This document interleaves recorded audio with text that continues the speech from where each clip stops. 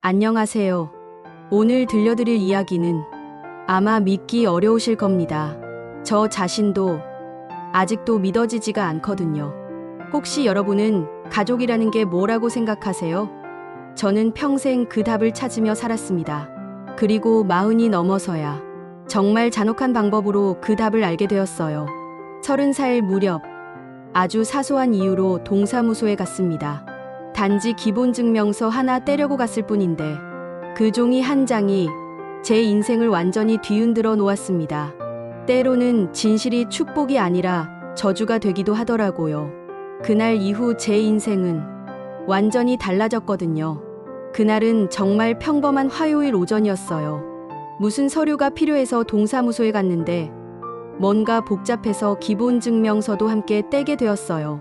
번호표를 뽑고 기다리는데 앞에 할아버지 한 분이 큰 소리로 불만을 토하고 계시더라고요. 요즘 서류가 왜 이렇게 복잡해? 그런 일상적인 풍경이었죠. 37번 고객님, 기본증명서 나왔습니다. 직원분이 서류를 건네주는데 저는 별 생각 없이 받아서 가방에 넣으려고 했어요. 그런데 문득 궁금해서 한번 봤는데 아빠 이름은 맞는데 그 밑에 전혀 모르는 여자분 이름이 적혀 있는 거예요. 처음 보는 이름이었어요. 저기, 죄송한데요. 이분은 누구시죠?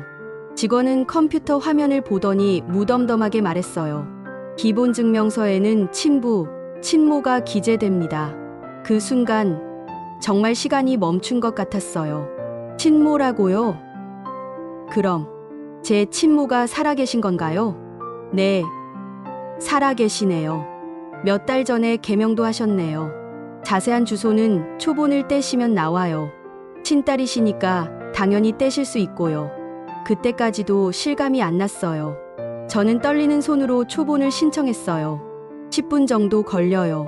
그 10분이 10년 같았어요. 의자에 앉아서 계속 생각했어요. 엄마가 살아있다고? 정말로? 어릴 때부터 아빠는 늘 그렇게 말했거든요. 너희 엄마는 내가 3살 때 교통사고로 돌아가셨다. 너무 어려서 내가 기억을 못하는 거야. 저는 그 말을 의심한 적이 없었어요. 아빠가 거짓말을 할 이유가 없다고 생각했거든요. 그런데 엄마가 살아있었다니. 초본을 받아들고 주소를 보는 순간 더 큰 충격을 받았어요. 그 주소가 제가 그때 가장 친하게 지내던 언니 고향이었거든요. 집에 오는 길에 계속 생각했어요. 이게 우연일까? 그 언니는 정말 제 절친이었어요.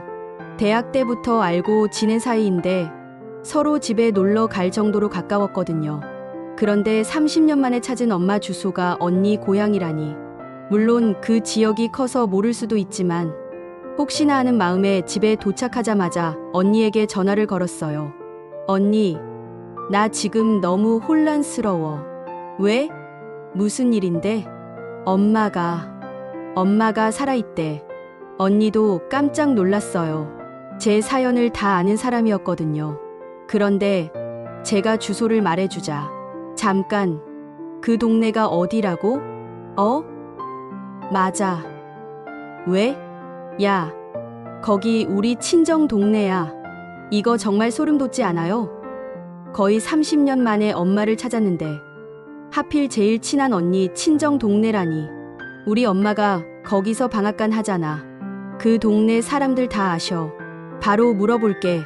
언니가 바로 언니 엄마랑 통화를 하고 다시 전화를 했어요. 방앗간은 그 동네 모든 소문이 모인 곳이니까 혹시나 했는데.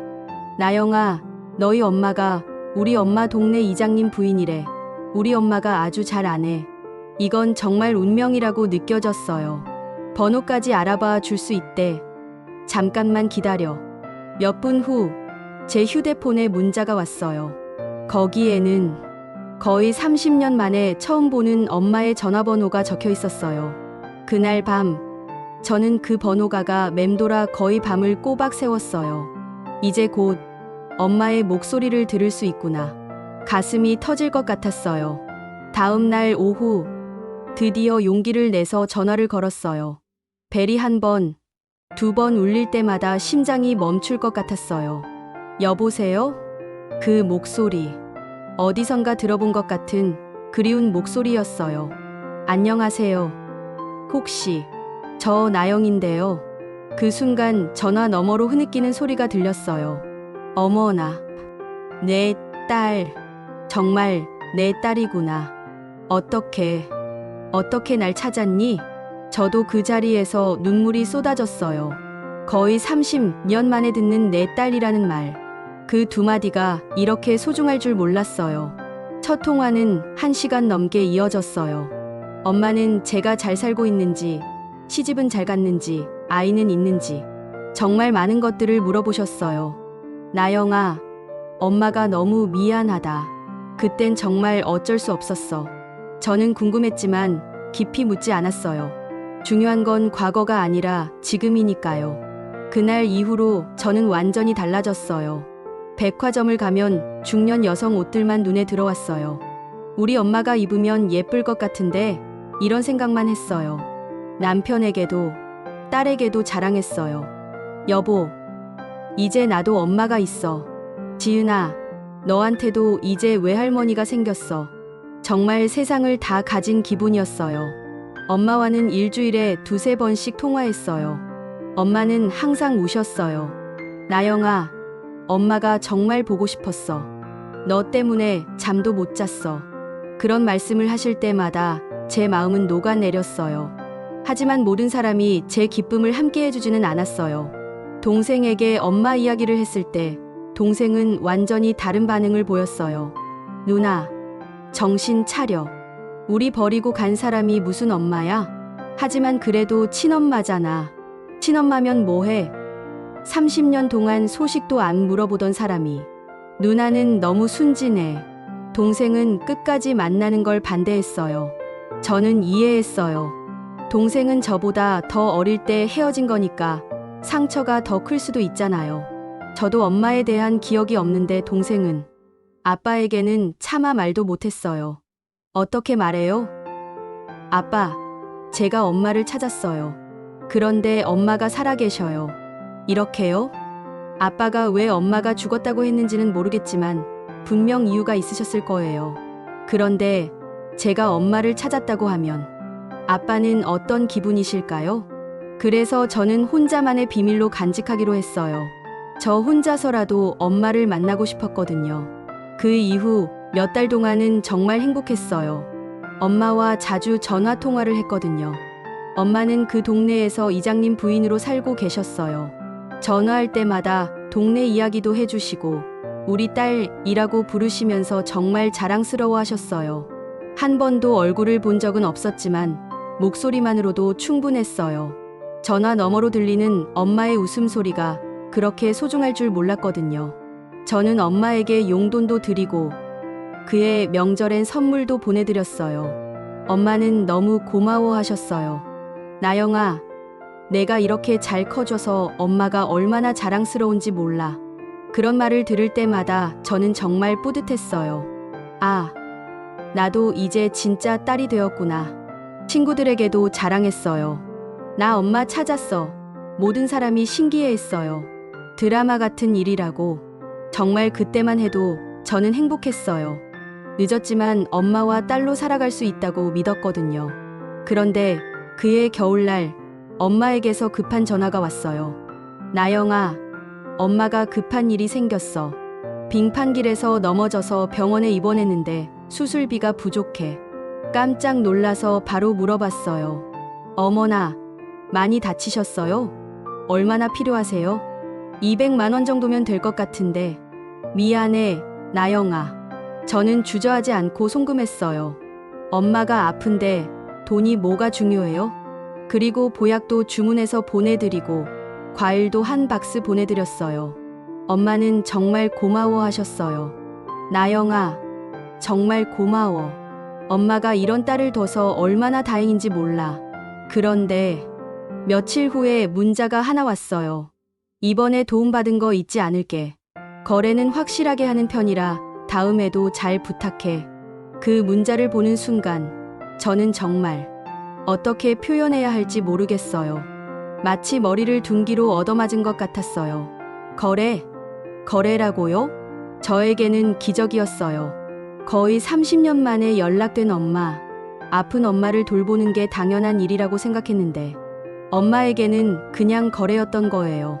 그날 밤 저는 그 문자를 몇 번이고 다시 읽었어요. 거래는 확실하게 하는 편이라 다음에도 잘 부탁해. 이 말이 계속 머릿속에서 맴돌았어요. 아, 내가 너무 순진했구나. 엄마도 결국 돈이 목적이었구나. 하지만 그래도 엄마잖아요. 저는 이해하려고 했어요. 엄마도 힘드실 거야. 딸한테 이런 말씀 하시기 얼마나 어려우셨을까. 하지만 그 이후로도 계속이었어요. 한 달에 한 번씩은 돈 얘기를 했어요. 나영아, 지붕 수리하는데 돈이 좀 필요해. 나영아, 친구 경조사가 겹쳐서. 저는 점점 지쳐갔어요. 그리고 결국 거절했어요. 엄마, 죄송한데 저도 이제 여유가 없어요. 그랬더니 며칠 후 남편이 조심스럽게 말을 꺼내더라고요. 여보, 장모님이 나한테 직접 전화하셨어. 엄마가? 집 증축하는데 500만 원이 급하게 필요하다고. 3개월 후에 꼭 갚을 테니까 빌려달라고 하시더라. 그 순간 정말 화가 치밀어 올랐어요. 내가 거절하니까 이제 사위한테까지 손을 벌리시다니. 남편은 착해서 이렇게 말하더라고요. 그래도 드리자. 어머님이 얼마나 급하시면 그러시겠어. 하지만 저는 더 이상 못 견디겠더라고요. 거의 30년 만에 연락된 딸한테 돈 이야기를 하는 것도 모자라서 사위한테까지 직접 전화를 하시다니. 그 순간 확실히 알았어요. 아, 나는 엄마에게 딸이 아니라 그냥 돈줄이구나. 한 번도 얼굴 본 적 없는 딸에게 이런 식으로 접근하시는구나. 그날 밤 저는 엄마에게 마지막 전화를 걸었어요. 엄마, 나영아, 남편한테 잘 얘기했지? 그 말투에서도 느껴졌어요. 제가 돈을 줄 거라고 당연하게 생각하고 계시는 거죠. 엄마, 저는 엄마의 딸이고 싶었어요. 정말로요. 그동안 못해드린 효도를 다 하고 싶었어요. 그럼 도와주는 거 아니야? 하지만 엄마에게 저는 딸이 아니라 그냥 거래 상대인 것 같아요.